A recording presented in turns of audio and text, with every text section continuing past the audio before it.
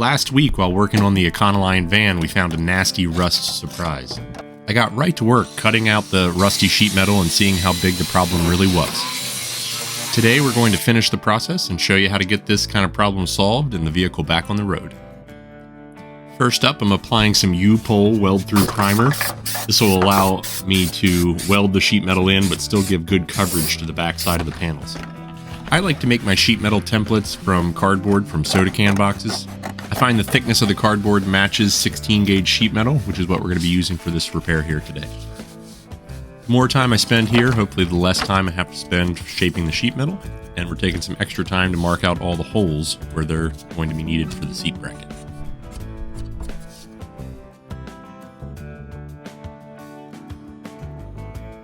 And now we're just going to transfer the shape from the template onto this 16 gauge sheet metal. When I was at work, we have a foot shear there, so I was able to shear out the generic shape. You can see there's some holes we got to add for the seat bolts and a couple more extra lines. And that's the one, and that's the other one. So I'm hoping to get these fit up correctly today and paint it on the backside.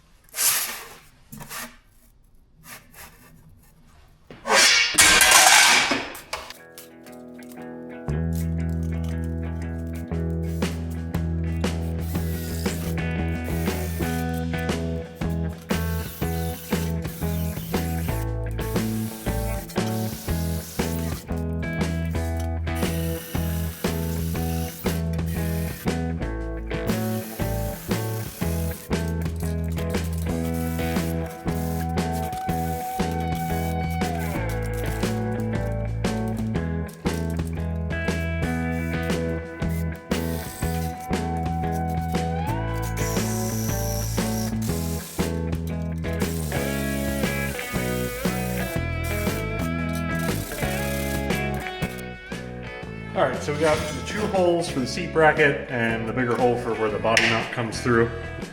So now I just need to come in where the shear couldn't get and clean up these couple areas, and then we'll take them both outside and do a test fit.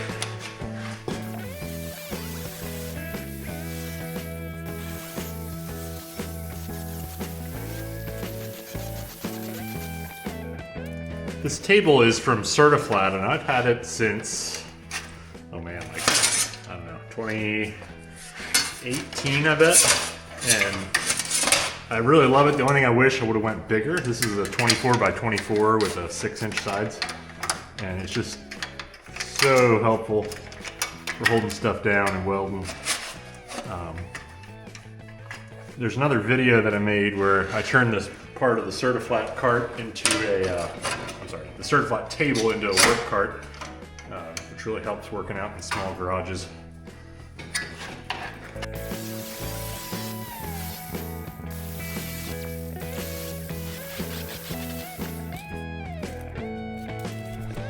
Alright, nice and warm down here. Remembered I want to do the weld-through primer on the bottom of these, so we'll let these sit down here by the wood stove for a minute. Warm up, so hopefully paint sticks. Going back out in the cold and seeing how these fit, and if it goes well, we're going to tack them in. Make sure any sparks that get up into there hit the fiberglass before they hit any of the carpet. Alright, let's see how the fit looks. Alright, so first test fit here. Looks like it's close. I like all that. Need to take a little bit out in this area.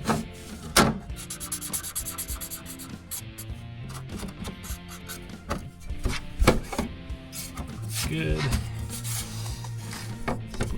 So then along here, we got some problems. And a little bit more around here. That's plenty oversized. I believe that'll work. That'll work. Okay. Test fit number 2.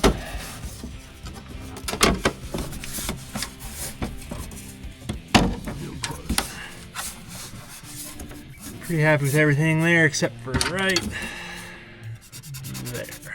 Alright, one more cut. I think we'll have this side close enough. Gap's a little bigger than I would like in some areas, but you kind of want a little bit of a gap. There it was. Thought we messed up. Thanks for good. Fit is a little closer on this one. Up a little bit that way. This hole, a smidge that way. Take a little bit off right there.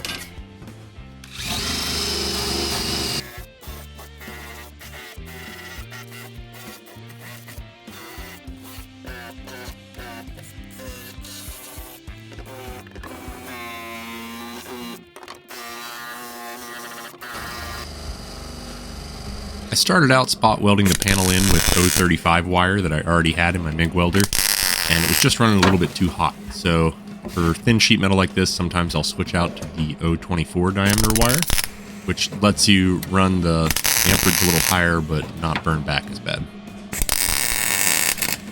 As I'm tacking this sheet metal in, I'm moving around a lot, and that's to keep the metal from getting too hot and burning back, and also to avoid catching the underside of the vehicle on fire.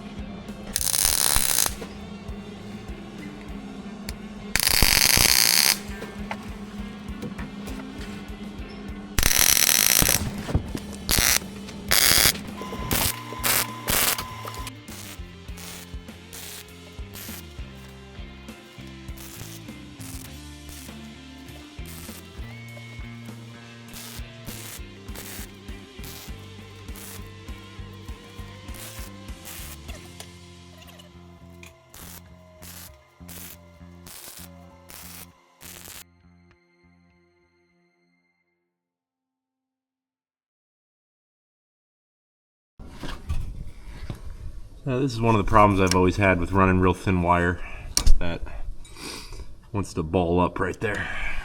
So we'll get this fixed. This seems to happen when I get a poor weld and the wire doesn't make good contact with the metal, and then it backs up and creates this jam.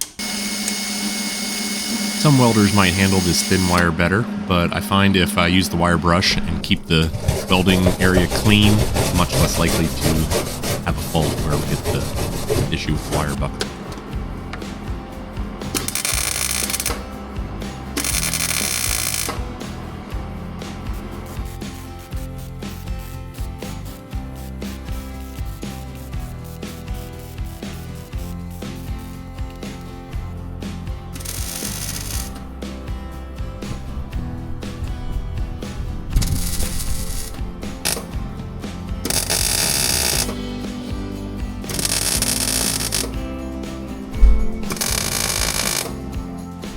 Okay, so we got everything welded up. It was not the easiest job I've ever done, but they are in there. So we're gonna throw a little space heater in here, warm up the inside. I got the paint hanging out down near the wood stove, trying to warm that stuff up. See if we can get some paint to stick, and then when we get a warmer day, we'll do the clean up the underside and paint that as well.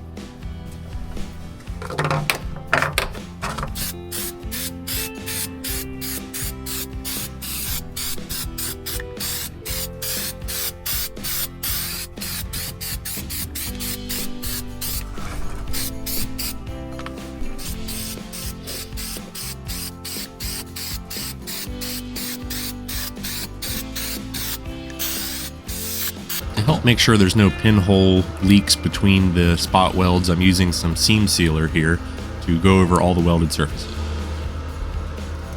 I like to smooth out the seam sealer with a putty knife. Helps work it down into the holes and makes it look a little better too.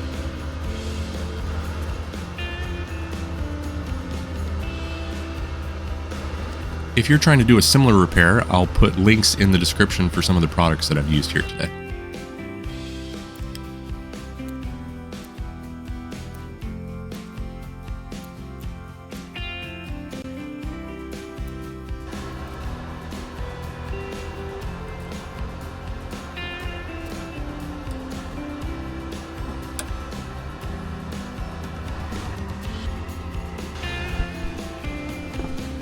One more coat of paint here for good luck.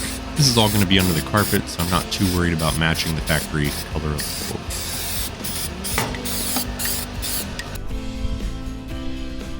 Here is the final repair. I'm hoping this buys us some more years to get out and explore with the van. If you're into traveling and fabrication, stick around. We're going to make a drawer slide out for my camping gear organizer that fits back here.